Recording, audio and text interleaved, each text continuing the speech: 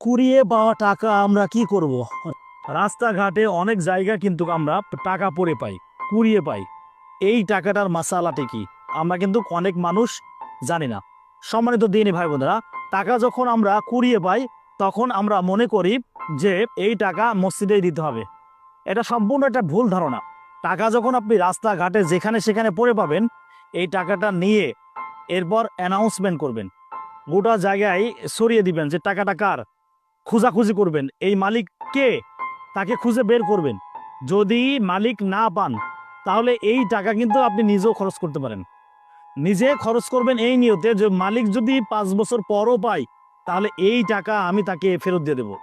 আবার আরো একটা কাজ করতে পারেন, সেটা হচ্ছে আপনি এই টাকাটা সাদাকা করে দিবেন, অর্থাৎ দান করে দিবেন, যে এই টাকাটা যার, হে আল্লাহ, তার পক্ষ থেকে আমি দান করে দিলাম, সবটুকু সে পাবে।